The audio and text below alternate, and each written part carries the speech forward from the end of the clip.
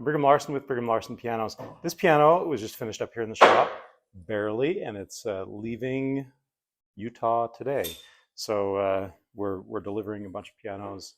Our moving crew is heading north, delivering a trailer load full of pianos that we've finished, and this is one of them. So this is a 1970s Kawai, about seven. What is it? 7 foot. I can't remember how long it is. What's that? Yeah, but yeah, that's about right. About 7 foot. A little bit. It might be a little bit over 7 feet. Looks like here's a Yamaha C7, which depending on the year of the C7, it's anywhere between 7 foot and 7'4".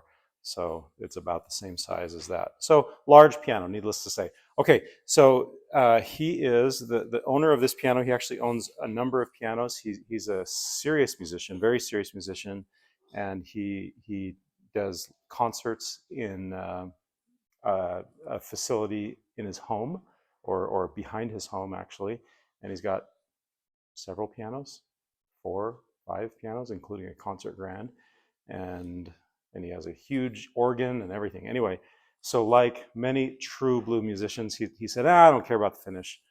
He just wanted the piano rebuilt because it was quite well loved after approximately 40 years of lots and lots of use. So we've rebuilt the guts and we've done nothing on the outside. So let's check that out. Maybe I'll pull this out, maybe a little bit easier to see. So in here, what you are seeing there is brand new guts. We did refinish the plate. That is a cosmetic thing. The plate is strictly it's structural. It's the main support for all of this tension. There's about at least 18 tons of tension. In a larger piano like this, it might be way more than that. I mean, it could be as much as 30 tons. Large concert grands have in the 30s tons of tension. So a piano like this might be 25, 30 tons, something like that. So that's the purpose of the plate. And that's, by the way, why pianos are so heavy, because of the plate. It's all just one solid piece of cast iron. But in my view, if we're rebuilding the piano, if we're taking the plate out and everything, then it needs to be refinished. It needs to look good. You're never going to get a chance to do the plate, to paint the plate, except while it's being rebuilt. So we did do that cosmetic portion, and it looks amazing. I mean, it looks brand new. It looks absolutely brand new, and it's gorgeous. So beyond that, all the strings are new, the tuning pins are new, all of the action is new. So the hammers, the shanks are let's see, we have, well, why don't we let's look at this action over here. I don't want to take this action out. It's just kind of a hassle. So on this one, we have new shanks, new hammers, and new whippings, which is all of these components there, and other things like the cloth there, new cloth, that sort of thing is all redone. And the new bushings and the keys. The keys remain original because they are ivory. This was done at a time when the ivory ban was kind of a new thing, and I think the ban was in 1972, and there was a few years in there in the 70s where depending on the country you could still get ivory, but then it caught up, and now it's a worldwide ban. Although there are still some places where they do trade in ivory. And of course, I didn't mention the dampers. Dampers are new. These strings, I really like these bass strings. These bass strings are manufactured. Ooh, that sounds nice. I was just gonna say, wow. Yeah, that is a wow. These bass strings are manufactured by a company in Germany that Heller Bass is the manufacturer of those bass strings, and they do a really nice job. They have a great reputation. What's that? Like hell of a bass. Hell of a bass. Heller bass. Heller Bass. Hell of a bass. That's right. It's a good name. That is a good name. name. Hell of a bass. I agree. So yeah, we got.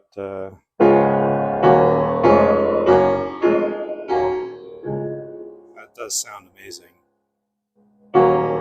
He came in, the owner of this piano, even though he's out of town. We actually get a fair number of, so we restore about 100 pianos a year, and about half of those are from here in Utah. The other half are just kind of scattered throughout the United States.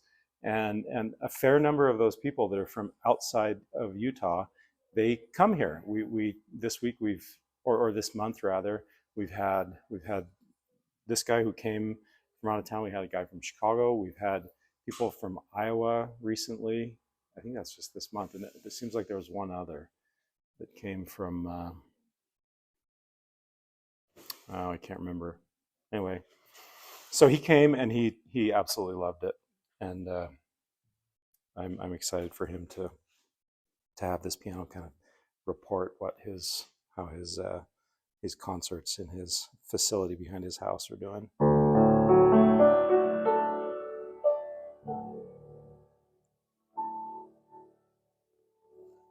Nice.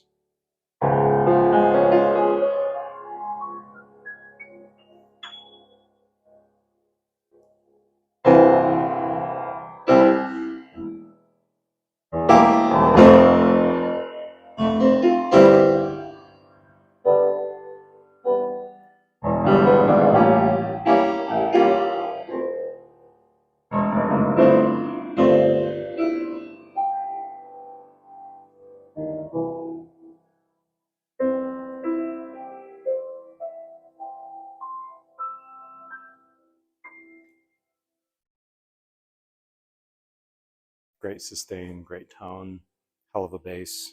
This piano's got. This is a complete package. And Kawai at the time when this piano was built, Kawai was kind of a relatively newcomer to the piano building scene, but I mean compared to some of the old German and American greats, but they were doing a great job. So the design on this piano, the scaling, I think is fantastic.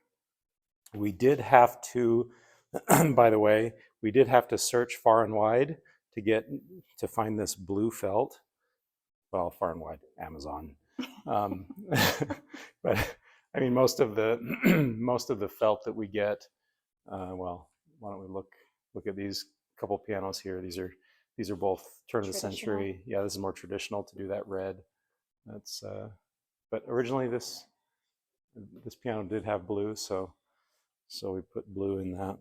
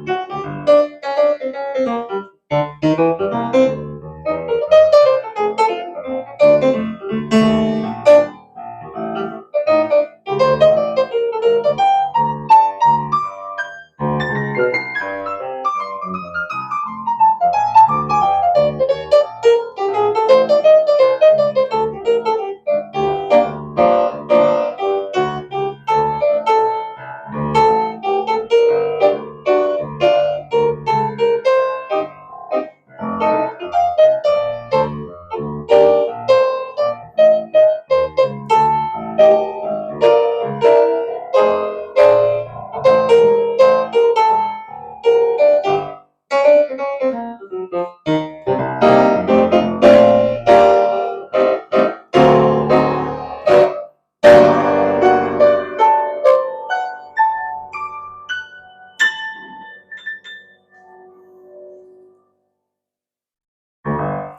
a nice piano. He's a high level musician, and yeah, he's gonna be high level happy. Perfect. Thanks for watching.